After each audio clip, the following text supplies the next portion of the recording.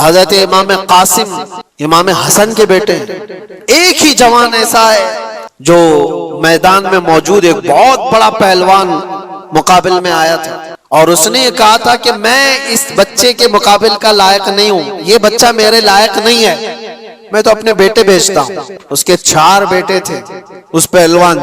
امام قاسم کو 19 سال کا جوان یہ کہہ رہا تھا یہ لڑکا ہے، میں لڑکوں سے مقابلہ نہیں کرتا، میرا بیٹا کافی ہے۔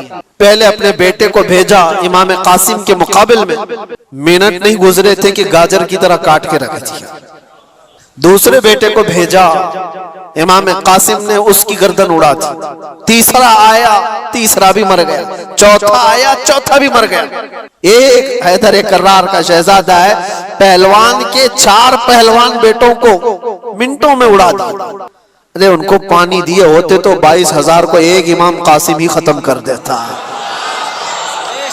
لیکن وہ امتحان کی گھڑی تھی، امتحان کی گھڑی تھی۔ اور اس کے بعد وہ پہلوان پھر مقابل میں آیا کہ 4 میرے بچوں کو یہ گاجر مولی کی طرح کاٹ کے رکھ چکا ہے، اور آیا اور کہنے لگا تو جانتا ہے میرا مقام کیا ہے، میں کتنے لوگوں سے تنہا لڑ سکتا ہوں۔ بڑی بلند بانگ دعوے کرتے ہوئے وہ آیا۔ امام قاسم نے کہا سنا تو بہت ہے تیرے چرچے، تو بہت بڑا پہلوان ہے، لیکن میں دیکھ کر کے افسوس کر رہا ہوں کہ تجھے گھوڑے کی زین باندھنے کا طریقہ بھی نہیں آتا۔ گھوڑے کی جو رسی ہوتی ہے یہ باندھنا ایک فن ہوتا ہے فوجی کا، سپاہی کا، تجھے باندھنے کا طریقہ نہیں آتا اور اتنا بڑا پہلوان کہلاتا ہے۔ اس کے لیے شرمندگی کی بات تھی، آر کی بات تھی، بہت عیب کی بات تھی۔ وہ کہا میرے گھوڑے کی رسی صحیح باندھنے کا طریقہ مجھے نہیں آتا، تم سکھا رہے ہو۔ وہ گھوڑے کی ناتی دیکھنے کے لیے کیا جھکا تھا، امام قاسم نے ایک ہی وار میں اس کو ختم کر دیا۔ یہ منظر حیدر کرار کے بیٹوں کا تھا۔